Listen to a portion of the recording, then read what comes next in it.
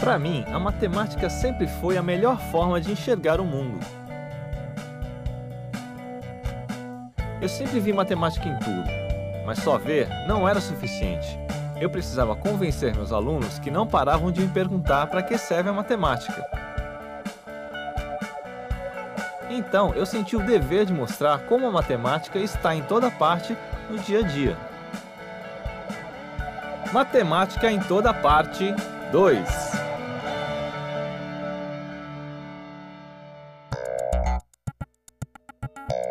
Muita coisa aconteceu desde que o primeiro ser humano assobiou ouvindo um passarinho.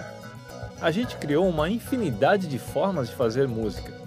Dá para fazer música com lata, com panela, com o próprio corpo, com pedaços de outras músicas, e com o avanço tecnológico dá para fazer música até sem instrumentos musicais, usando computadores. É a música eletrônica, ou música digital. Hoje eu vou investigar como a matemática entra nessa dança. Vai começar, hein?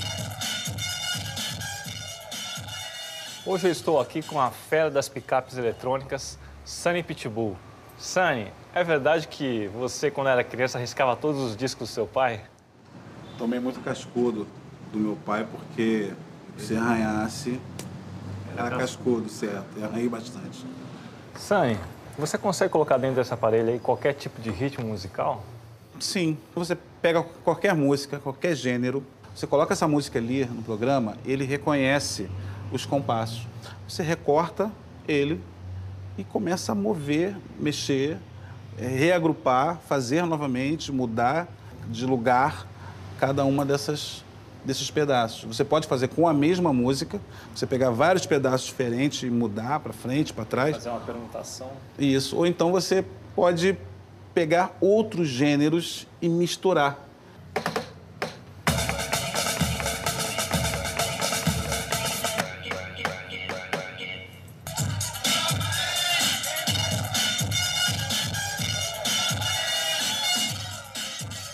A música é uma sequência de sons e ritmos. Dessa forma, a matemática ajuda a gente a fazer música. Por quê?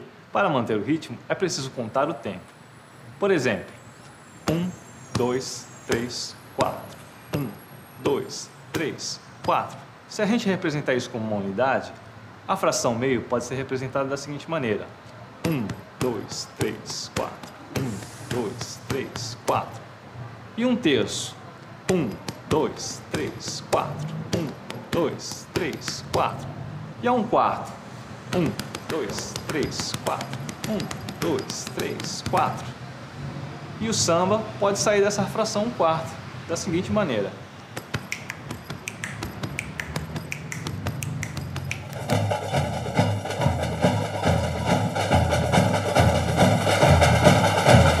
Outra coisa em comum entre a matemática e a música é que as ferramentas e conhecimentos matemáticos permitem que a gente veja o som.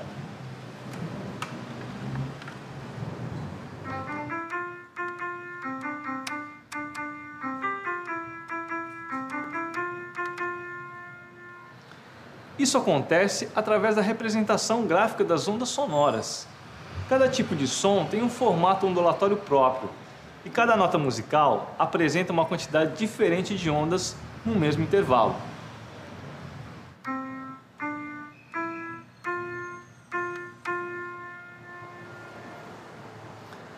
A quantidade de ondas no mesmo intervalo é a frequência, e a unidade de medida de frequência é o Hertz.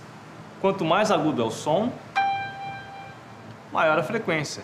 E quanto mais grave o som, menor a frequência.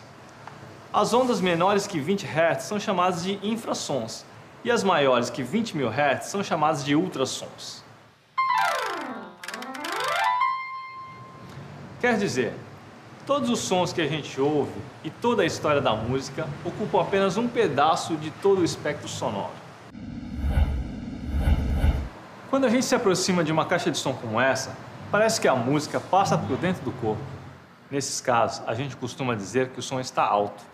Mas a verdade é que olhando para essa caixa de som, parece que ela está mais ou menos à minha altura.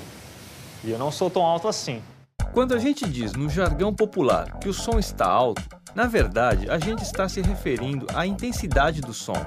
A intensidade está relacionada ao volume do som, ou seja, ao nível de pressão sonora que é medida em decibéis. O decibel é uma unidade logarítmica. Escalas logarítmicas são aquelas que usam o logaritmo de uma grandeza em vez da grandeza propriamente dita. O logaritmo é o expoente que uma determinada base deve ter para produzir certa potência.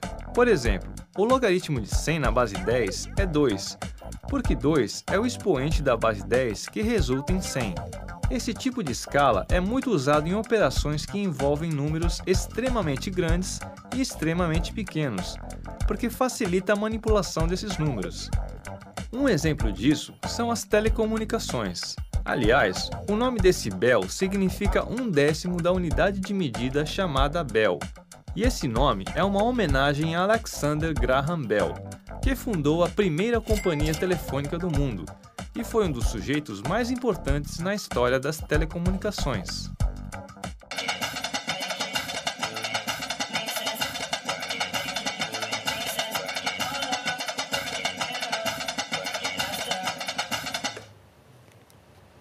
Todo DJ tem alguma coisa de cientista maluco.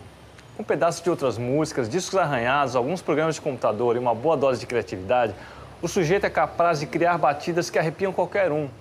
A evolução da música eletrônica é fascinante e está sempre surpreendendo a gente. Eu fico pensando, o que será que vem por aí? Será que dá para fazer música sem ninguém tocar? Um grupo musical só de computadores?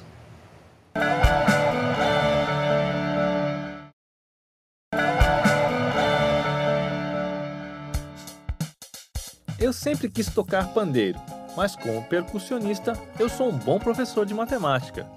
Enquanto continuo tentando, vou usando o meu aparelho de som para ouvir um pandeiro bem tocado. E isso sempre me faz pensar como um som que sai dessa coisinha de madeira, metal e couro pode se transformar num impulso digital. Eu não sei bem como as notas musicais viram bits e bytes, mas tenho certeza de que tem muita matemática envolvida nisso. E o que eu quero descobrir agora é justamente a matemática por trás da digitalização do som. Hoje eu estou aqui com Sérgio Krakowski, um cara que joga nas 11, na matemática e na música. Krakowski, e como surgiu essa ideia de juntar matemática com música? Eu comecei a viver uma situação meio louca, assim, que era de tocar na Lapa e fazer graduação e mestrado em matemática pura. E quais os benefícios que a digitalização do som trouxe para os músicos? Passou a ser possível gravar um disco em casa, isso é um fato. E quais são os malefícios dessa digitalização do som? É o fato de que agora você, num pendrive, você pode ter 1 milhão de músicas. Exato. E aí você deixa de ter uma relação humana. Se você não ouve, não adianta nada a música. Quer dizer, adianta para outras coisas, mas não deixa de ser uma relação realmente da potência que a música tem sobre o ser humano. A digitalização da música permitiu que todo mundo pudesse carregar centenas de músicas para lá e para cá, todo dia. Antigamente, cada disco tinha a capacidade de guardar no máximo 40 minutos de música, o que dá mais ou menos 12 canções. Atualmente, um pequeno reprodutor de MP3 armazena até 6.000 canções, o que dá mais ou menos 300 horas de música. O que pouca gente percebe no dia a dia é que por trás desse fenômeno existe uma série de conhecimentos matemáticos. A música pode ser entendida como uma soma de infinitos sons. Como cada nota emite um tipo de som e cada tipo de som tem sua própria representação gráfica, a música pode ser entendida como uma soma infinita de representações gráficas do som.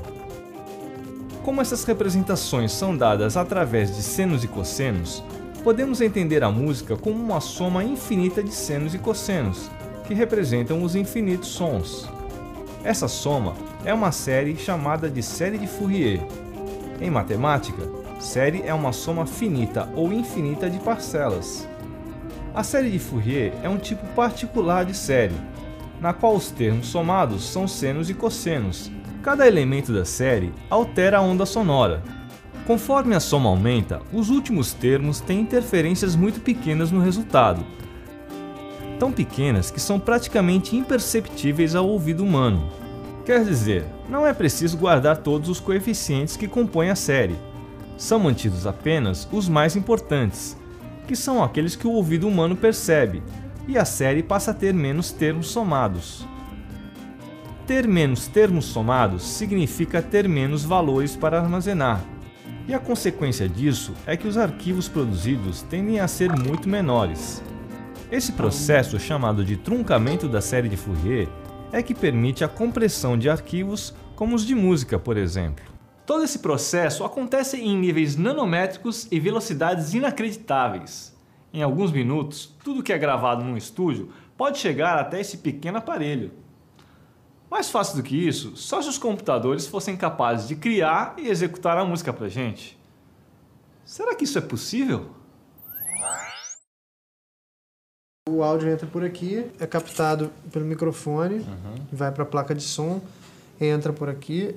E esse computador, ele solta o áudio e solta um sinal para esse vídeo rodar, entendeu? E aí eu vou associar a cada um desses um vídeo. Toda vez que eu toco, sai o som sai desse computador, mas o vídeo sai dali. E ele sai no mesmo momento, então parece que é o...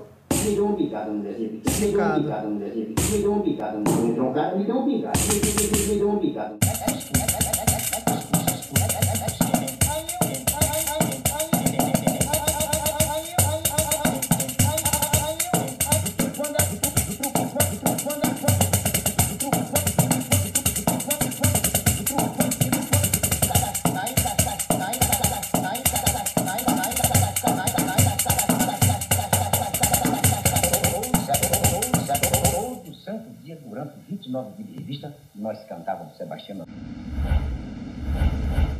Fazer música não tem regra. Eu posso usar computadores de ponta, posso tocar com instrumentos de alto nível e também posso tirar música do meu próprio corpo.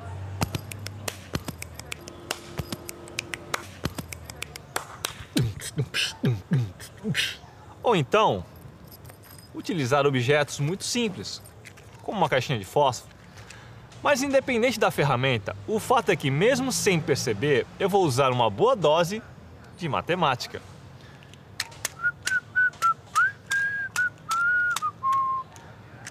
É claro que ter um bom ouvido e alguma noção de ritmo também não fariam mal nenhum.